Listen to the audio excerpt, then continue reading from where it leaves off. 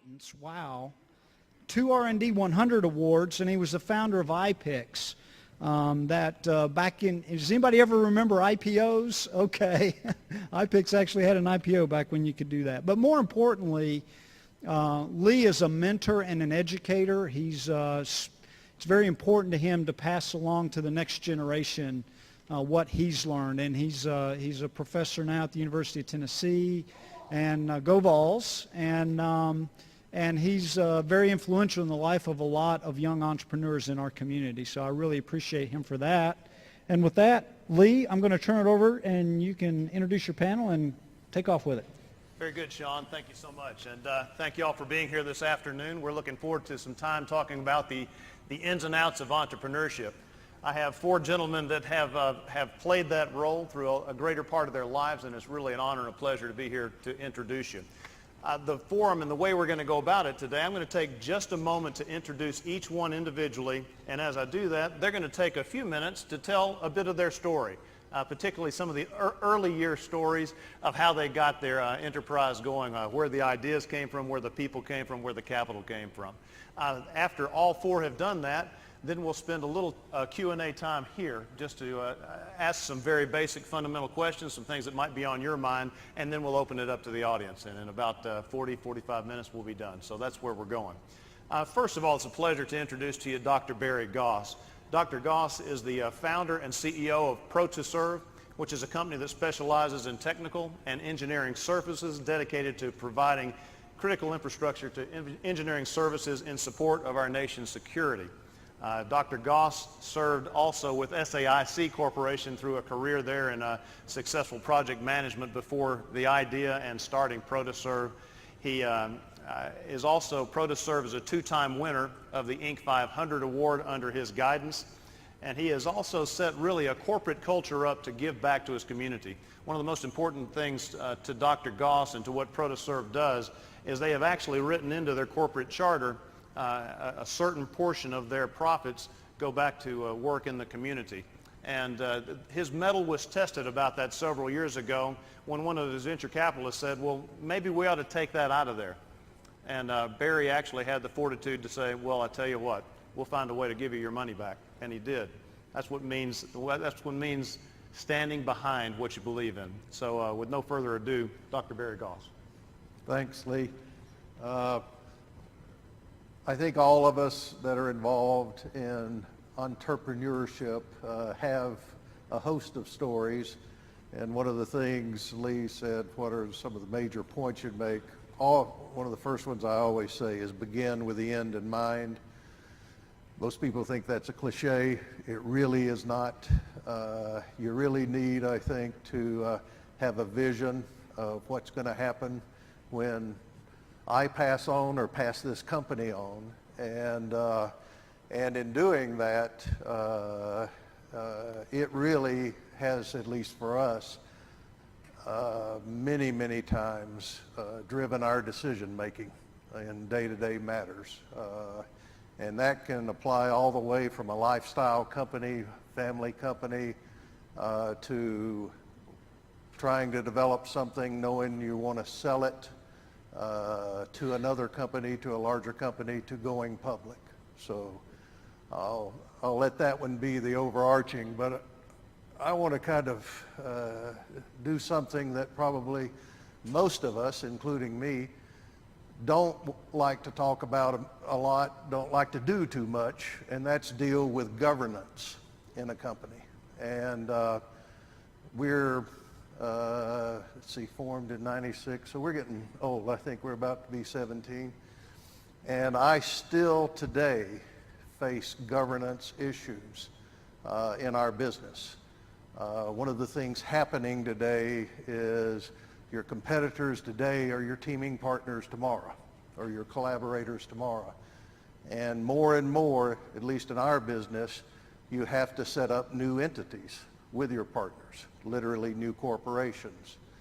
And the way you establish, again, all the way from an S Corp through a C Corp and anything in between, if it's an LLC, an operating agreement, if it's a C Corp, your charter and bylaws, what you put in those will follow you, especially the bad ones, for longer than you can ever imagine, and you'll get to deal with them more times than you can ever imagine. One thing you'll find out, don't trust any one person, especially a lawyer. And very seriously, the role of lawyers is advice and counsel, not the doing of. And you get to feed people's families, so it's very, very important that what you do in setting up your operating infrastructure is done very, very well. And the way you usually learn is situations where you didn't do it very, very well. And I have a list of those longer than I care to reflect upon. I had the great fortune, Lee also, others big, of having a mentor early in setting up ProtoServe, Otto Wheely. And I hope that many of you got to know Otto. Phenomenal individual, and he's the one who really taught me about governance in a company and how important that governance was and is on a daily basis. If you are in the world I live in, and it seems like more and more we are, you'll deal with the government somewhere along the way. So having things as simple as, if you have an outside board of directors, good notes from the board of directors meetings. They actually can get to those notes and see if in fact you've operated the way you say you're operating.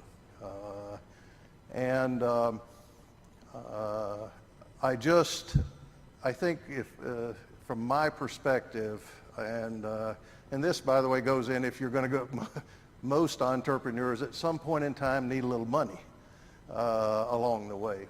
And believe it or not, venture capitalists are pretty experienced in their documents and what is in those documents. And I can remember another one along the way, Lee, a discussion about, as I read through the documents that the lawyer had said were fine, that they were standard documents. I read things that was like, you got to be kidding me. Who would sign up to this? And I'll never forget that conversation with a venture capitalist, and I read it back to them. I said, I want to read this to you and see if it says to you what it says to me. And I read it, and sure enough, it said what I didn't want to sign up to. And the venture capitalist said, you know what your problem is, Barry? You read these things. So again, as you go into this process, it is not the natural process for most entrepreneurs, that detailed infrastructure. But every document at some point in time, and I have to save mine up. I have to be in the right frame of mind. And I don't drink anymore, so that can't be it. But to really sit down and read it and try to understand it and apply it to the way you want to operate your company. I just, again, can't stress enough how that's going to come back to you time after time, and usually in some of the most difficult times, especially if you're dealing with financing, if you want to maintain control of your company. You know, you can pretty well chart a path out on your financial side. How much of that company are you willing to give away? How do you structure it to make sure you're not levered to give more than that away along the way? In my case, I went with an outside control board from day one. You know, that means they can fire me. A lot of people would not want to do that. Now, the other side of it is we've managed to maintain, and actually with a lot of help from Lee's brother, Paul, controlling interest in the company. So most of the really big issues we get to have a say in that have to come back to a full boat of shareholders. So I'll stop with that, but again, this is a side that's not a natural for most entrepreneurs. It certainly was not for me. It's something, as I just finished an operating agreement on a new LLC we established. And we've established several. Every one of them is different. And every time I run into situations that just don't make sense to me, the way they're written, and I've learned, don't give up until it does. Very good, Barry. Thank you very much. And you know, if a company is correlated to a nation, then those operating agreements are your constitution and the laws of the land. So it's very important to know what's in them. Absolutely. Yes. Next to Barry is Vig Sherrill. Vig was an engineer with the Sarnoff Laboratories of RCA back in the day. And there came a time when he said, I want to venture out on my own. He went all over the country to find the place he wanted to come, and it was East Tennessee because of what was here as far as people and the beauty of the area. Vig started a company called Audio Animation, and at one point in time, Audio Animation was in that transition from taking music from the analog world to the digital world, and they were making digital mastering equipment before that was a popular thing to do. His company and their machinery was key to the production of over half the music when the early CDs were coming out to the actual mastering of that music. He went on from Audio Animation to form a company called ASIC International, Application Specific Integrated Circuits. And at one point in time, Vig shared with me that I've got chips that are flying over your head at 40,000 miles, and I've got them under the sea, buried beneath you there. So he is an expert in electronics and one of the most inquisitive minds that I've ever met. So a good dear friend, Vig Sherrill. Thank you, Lee. Barry, I find it interesting that you referred to Otto Wheely as one of your mentors early on. In fact, Otto Wheely was one of my mentors early on. And I remember a conversation I had with him where he asked me, and I'm a young 27, 28-year-old engineer, and we're sitting at the board meeting, and Otto Wheely asked me, well, when is version 1.0 of the software going to be ready? Now, I'm young, 28, and I decide to tell him that, Otto, it's software. It'll never be done. Well, 30 minutes later, when I finally could sit back down, he proceeded to educate me on the way the world works with business. And the reason I tell that story simply is because here was an individual who had spent his entire life helping other companies actually get started, and here was taking time to educate this, this young engineer. So anyway, I get asked periodically on why, what does it take to start companies? And I really have one answer that I like to pass out. And that is, you're going to start a company, get a good partner, or maybe even two. Now, some people will say that's, the kiss of death, but I don't think so.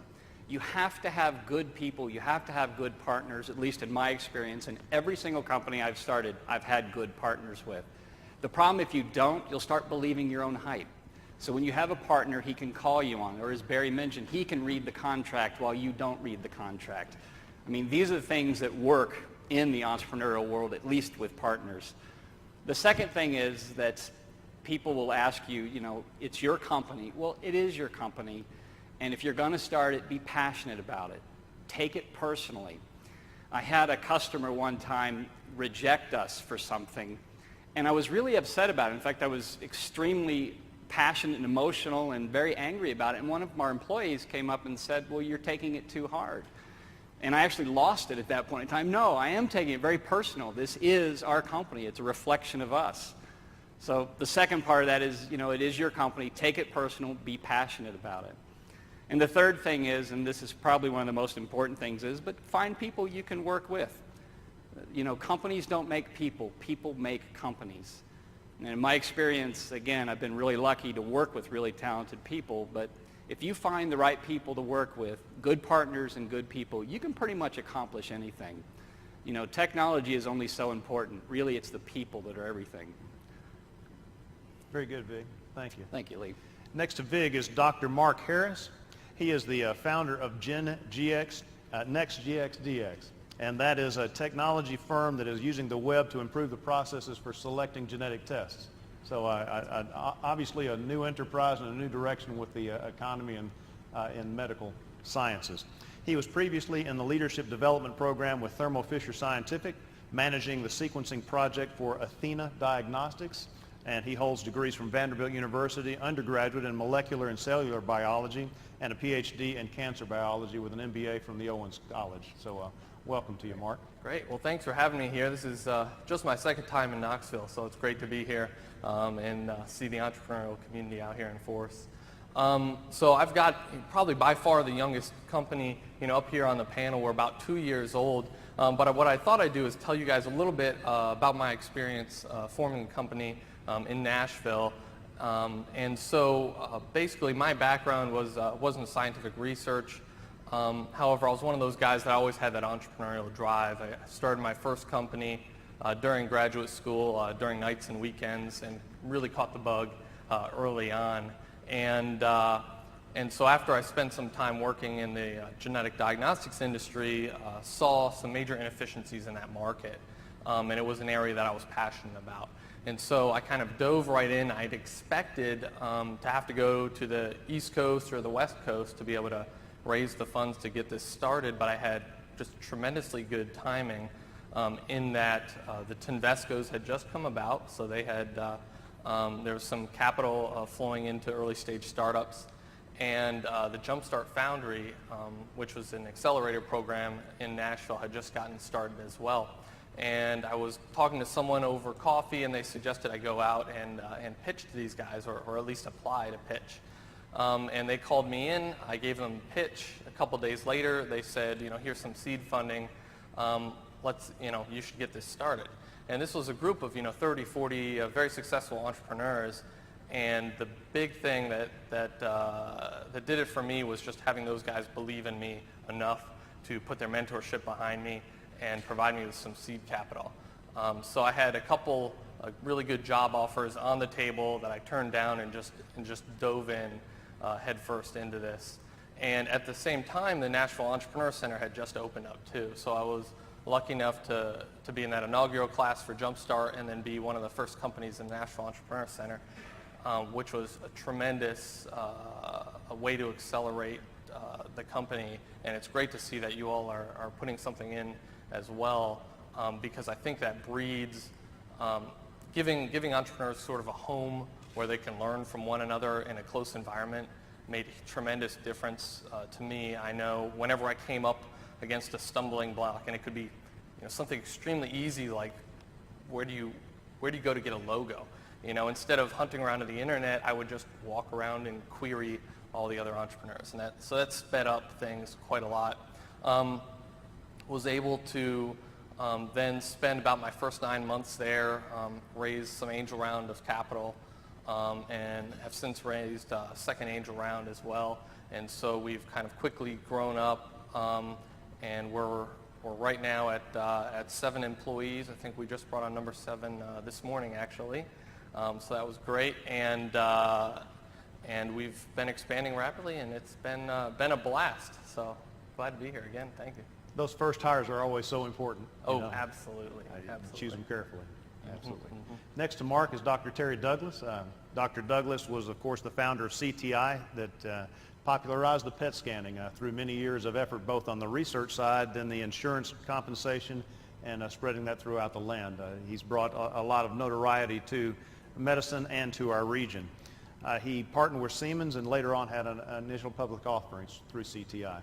Terry's latest endeavor is through Provision Foundation, a company called Pronova Solutions. And Pronova Solutions aims to take proton therapy and I think perhaps march it down the same cost reduction curve that he did with the PET scanning to make it not something that's only available to the elite, but will be available to the masses. And personally, I just have to say for Terry, throughout the years, he has always been available for a phone call or a question or to speak to a class. He gives back of his time and his expertise to try to help that next generation. So I've been thankful to have him as a mentor. So, Terry? Thank you, Lee, and thank you for all you do for this community, too. Actually, I thought I was supposed to talk about principles of entrepreneurship, so I wrote down everything I knew on a Post-it note. But Lee just said, I'd really like for you to tell about sort of the history and how you were able to capitalize the company, and I'd rather talk about that. So I'm going to talk about what Lee asked us to talk about at the first part and save the other for later.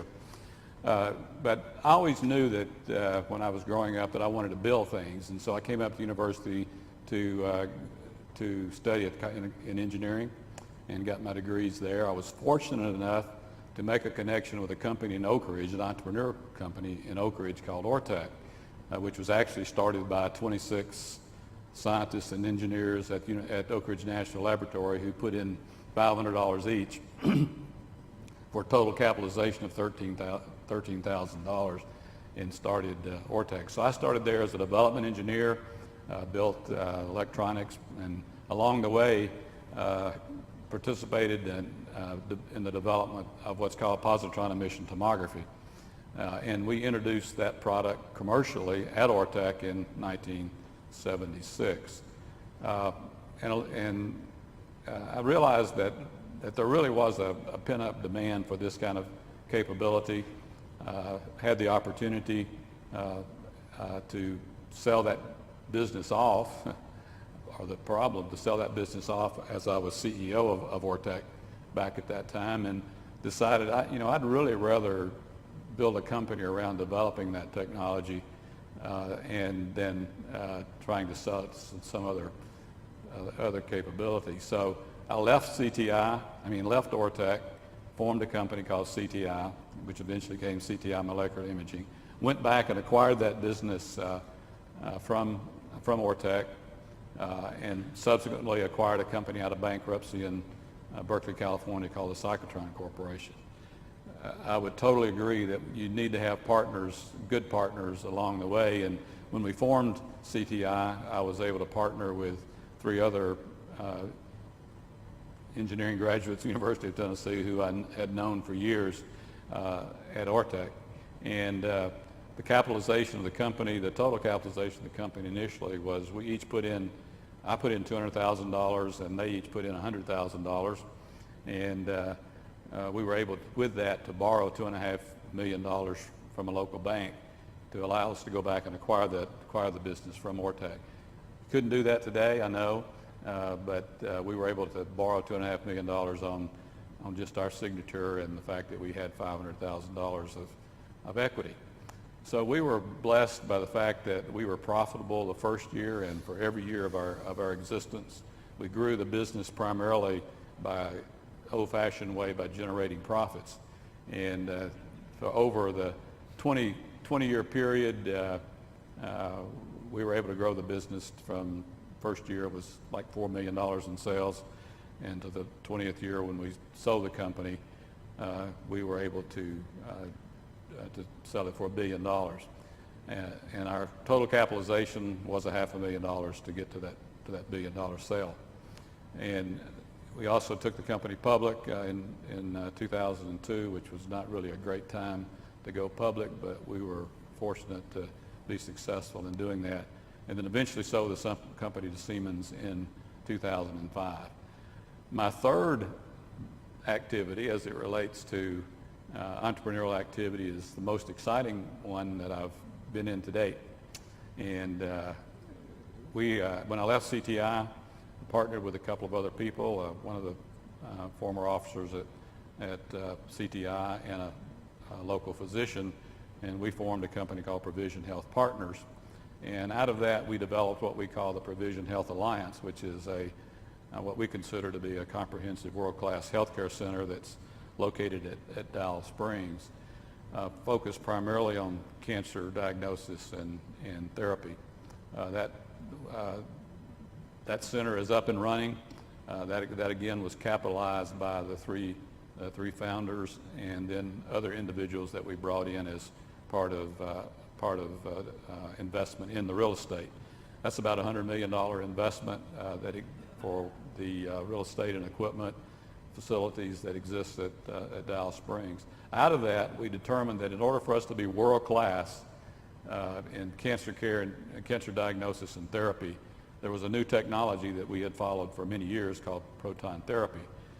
Realizing that there were only 10 proton therapy centers in the U.S., but also realizing the tremendous potential for that, we applied for a certificate of need in the state a few years ago, got that certificate of need, and for the last 2.5 years, we've been about putting in proton therapy at our Provision Health Alliance at Dallas Springs, which will make us world-class as far as cancer care is concerned, being only one of 10 sites in the U.S. that have proton therapy.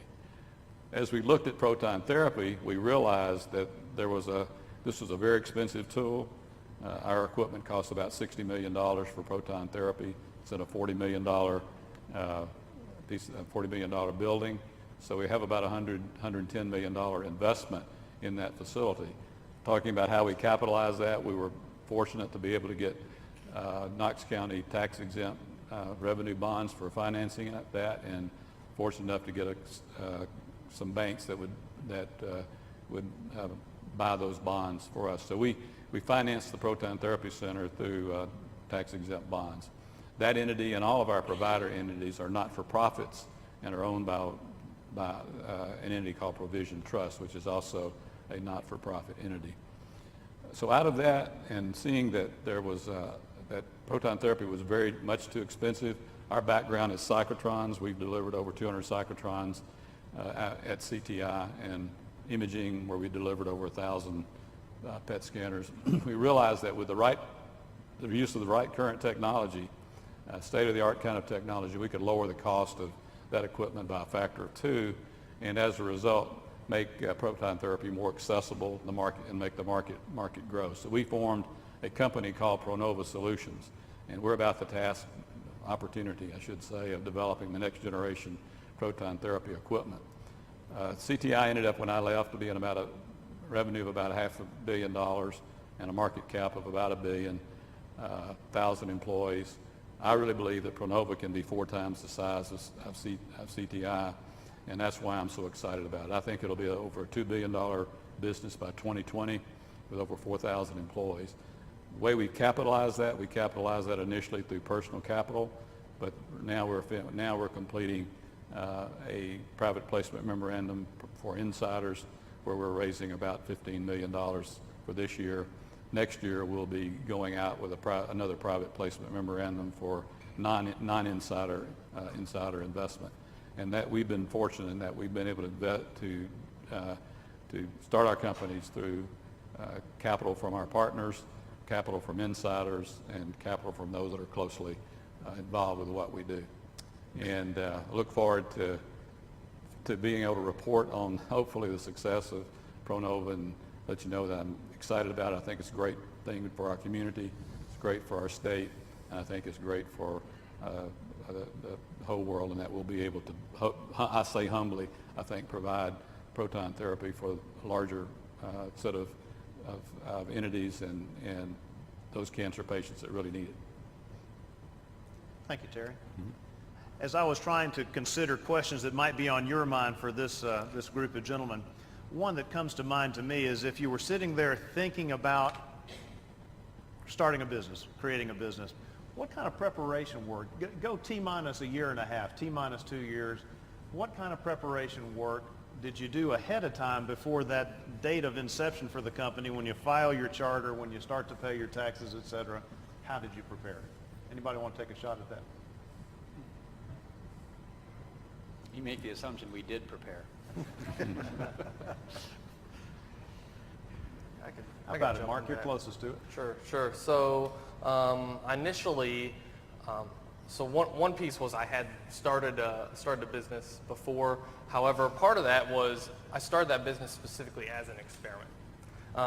It was funny because I actually read Tim Ferriss's 4-Hour Work Week. I picked it up in an airport one day, and I read it and just got inspired and said, maybe I can start something on the side, not being my full-time job, and see how much I like this entrepreneurial thing and set it up in such a way that it kind of runs itself and learn whether or not I want to go that direction. Because at the time I was trying to decide, do I want to stay in science or do I want to enter the business world? And so for me, then going from sort of an idea to having a product people were buying, in a 6-month time frame was the thing that, to me, switched the lights on there. As far as the most recent business, I spent, so the time I spent at Athena working in DNA sequencing, that's what sparked the idea initially. I left on my last day with the idea to start this company, and I spent the next 3 to 4 months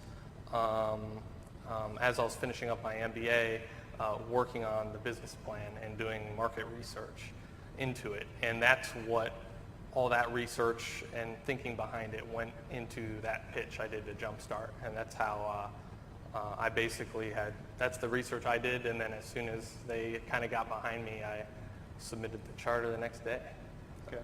So, we've heard that entrepreneurs are risk takers. They're calculated risk takers. Sound like you did some calculations ahead of time. Okay. Yeah, I think so. Anybody else got a thought on preparatory work that you did? Barry? We've got two businesses, new businesses we're looking at that are very different in form and function than what we do today. And we're going back to the good old standby way of doing business. We're in the process of developing a business plan. If you're going to go out and get financing, you're going to have something like that. I did that originally with ProtoServe. It's very interesting. I dare say that if you take most original business plans and look 5 and 10 years later, they're probably not the same. But what it does is put you through a disciplined process, thought process. And that to me was, well, that and raising money were the greatest values of the business planning process. Great. Both of you guys mentioned Otto Wheely, and I know he's mentored a number of people in our region. Would you speak to the importance of mentors, and if that was important to you, how you went about finding them? I'll speak to that. Terry?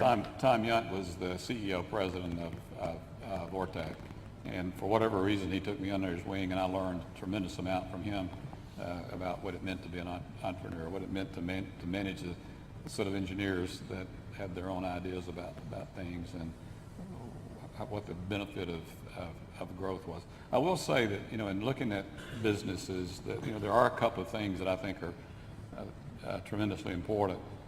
One, I like to talk about a business that has an unfair competitive advantage. That doesn't sound very nice, but it is a whole lot easier to do the right thing than to do the thing right. And what I mean by that, you're always going to find somebody that's smarter and works harder than you do. But if you're working on the right thing, the thing that has this unfair competitive advantage, then it makes it a whole lot easier. And we've been blessed that we do have that unfair competitive advantage. It can be things like technological strength. It can be IP. It can be know-how. And most often than not, it's your team. It's the personnel that you have and what they know and how committed they are to what they're doing. The second thing I'd say is be sure. I've seen so many business plans around here and so many would-be entrepreneurs, and I see these things, and if everything goes right, they might be able to generate a $5 million business. So make sure that what you're about has the potential to be worth your time. It's going to take a whole lot more time, a whole lot more persistence, a whole lot more effort, a whole lot more capital than you think it might take. So make sure it has the opportunity to be something big enough that it's worth the time that you're going to put in and your people are going to put in. And the other thing is I would emphasize what Barry said earlier about the importance of having a team and having the right set of people together and who are committed to what you're doing, and as opposed to just there to make a contribution. So those are a few things. And one final thing I would say about that is I've seen so many failures that have been based on not on the strategic plan or the business plan or the idea, but it was based on running out of cash. So make sure whatever you do, you don't run out of cash as you put your plan together, as you implement what you're about. If I could just, another one, the early mentors, Bill Willis, former general manager of TVA, fine gentleman. One of the first things, Terry, he told me, he said, well, you know what your number one priority is, don't you? And I thought, here's a test. And what is it, sir? And he said, DROC. And I'm sitting there thinking, and working in the DOE world, I think we've got every acronym known to man. And it's like, I don't think I know what DROC is. He said, don't run out of cash. That kind of reminds me of one of my favorite entrepreneurship parables, and it goes a little bit like this. It just takes one thing to succeed, and that's good judgment. And it just takes one thing to get good judgment. That's experience. and it just takes one thing to get experience, that's bad judgment.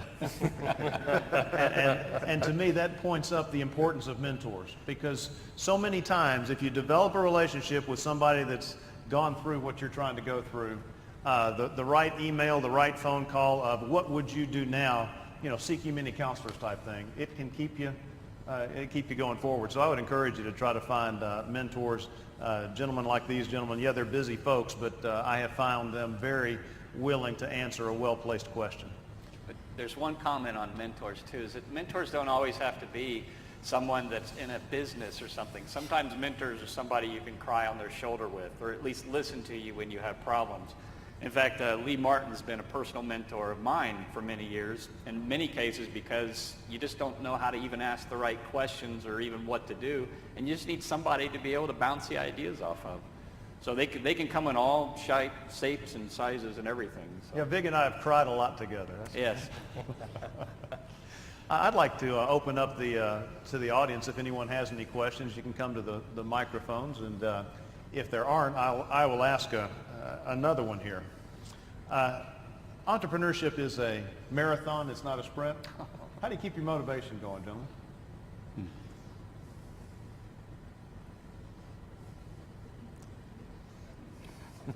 Mark. Yeah, I guess for me, it's just all about doing something you're passionate about.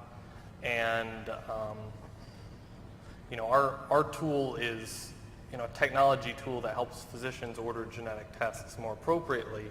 And I always go back and I think about the stories I hear about patients that go undiagnosed for 4 or 5 years because it took them that long to find the physician that could order the right test. And so, going back to those stories about why are you doing this, all the way back, it's there, for our company, it's about improving lives.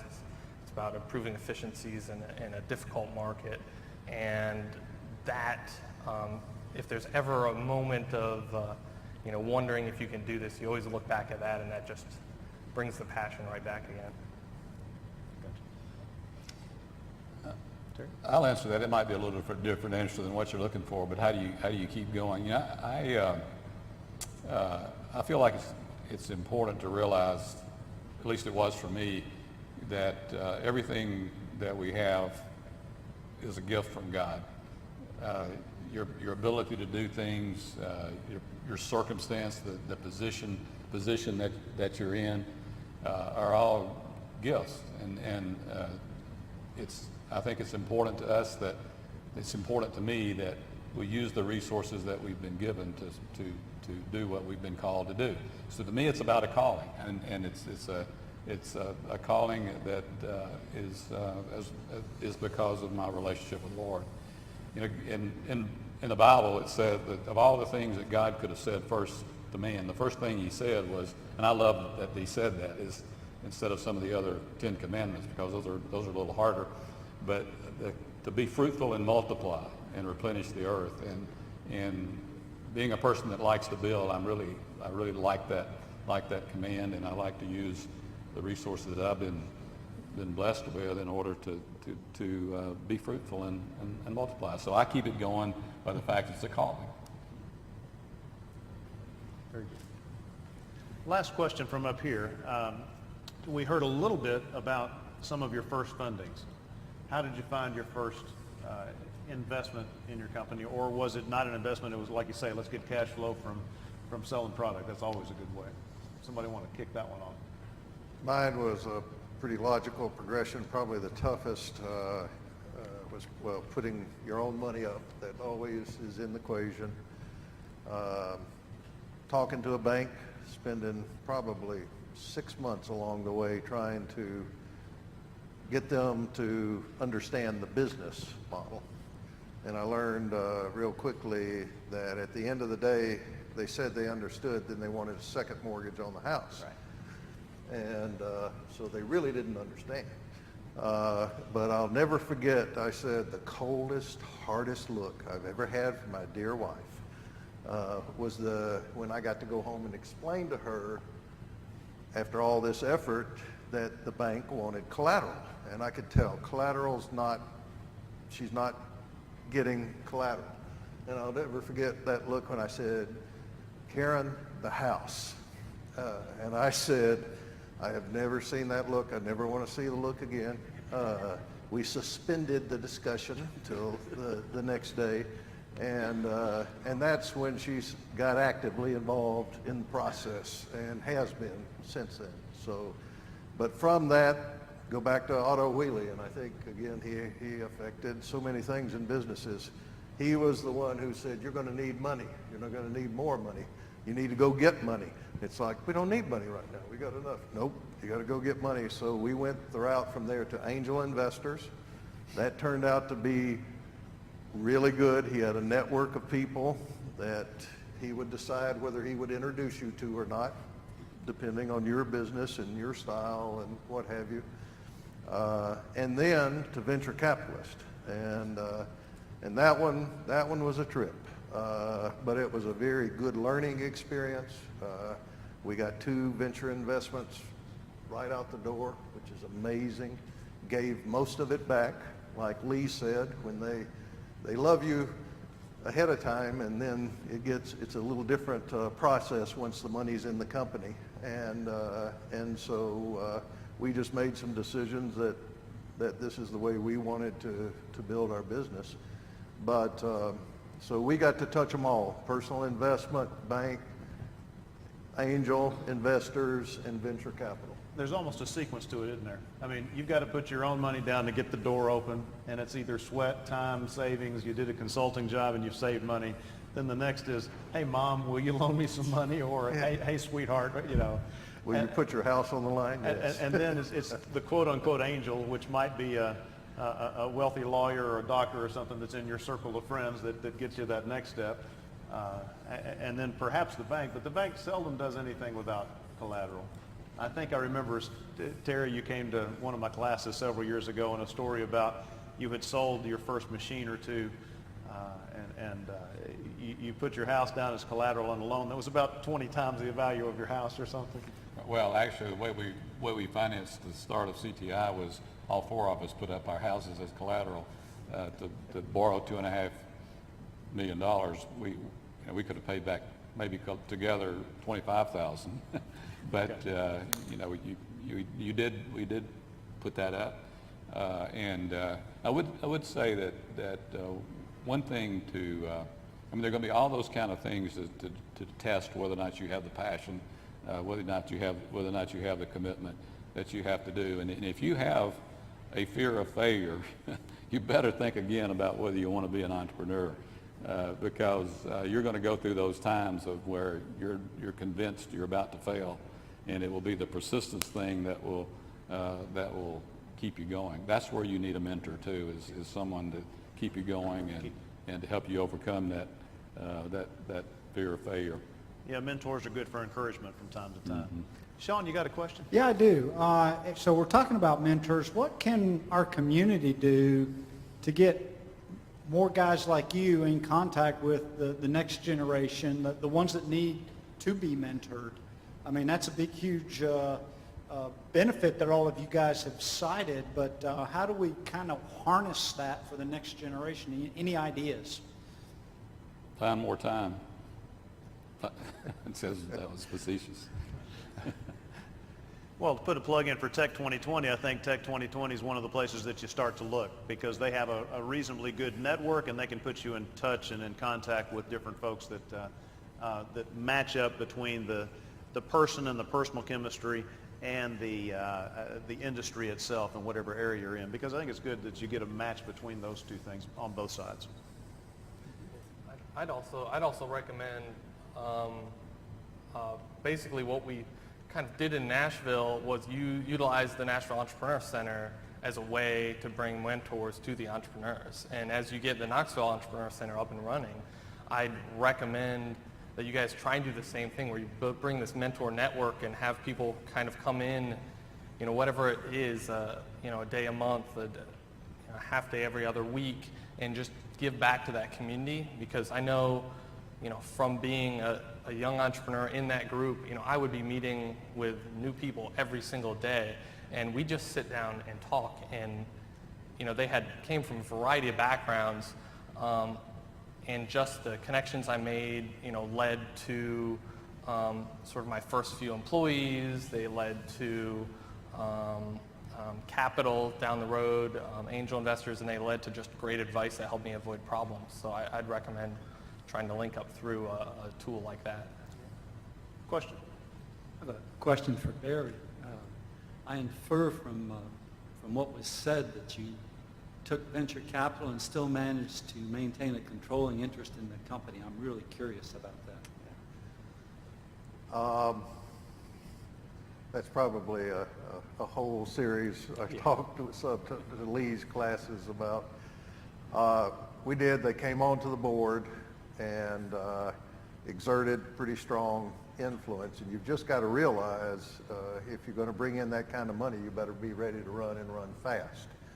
And I have an expression, it probably doesn't win friends in the community, but they don't care if you sell hot dogs, just so long as you sell them quick and at a profit.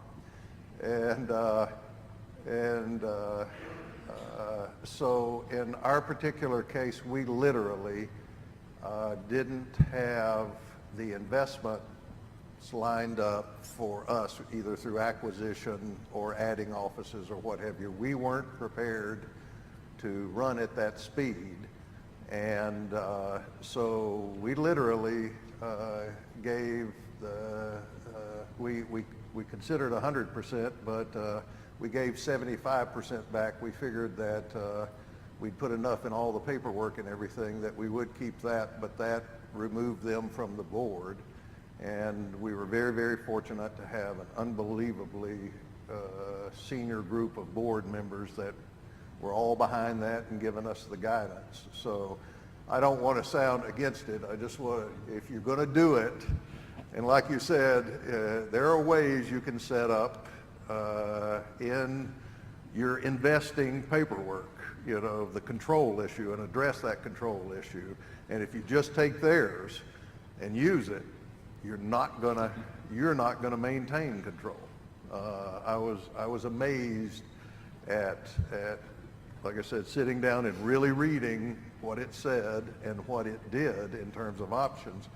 Another one, when we cashed them out completely, I laughed. It was one of the when the dot-com bust occurred, and this was a very solid venture capital firm out of Atlanta, and I picked up the phone one day, and ours had a conversion right in it, and we were paying, they were guaranteed a fixed amount of interest, and then a conversion right, and it was coming up the next spring, and I called them and I said, I have no idea what's going to be the case next week, but today we can pay you off and all of your accrued interest if you want to close this account out. And I had to laugh because they brought on a new CFO who hadn't learned the tricks of not telling anybody anything yet. And he called me back and he said, you're probably our only investment that is able to do this today, and we're going to take it. So I was able to keep the conversion from happening and settle that up. So for us, that was the right thing. Other businesses, you don't have any choice. You got to have venture capital, and you just need to understand, if you do, you're playing in the big leagues, and you really need to watch out for your interest, because you're the one who's watching out for them. Very good. These guys could be up here talking all day long, and I know they've got fascinating stories. Thank you so much for being here today. We really appreciate it. Let's give them a round of applause.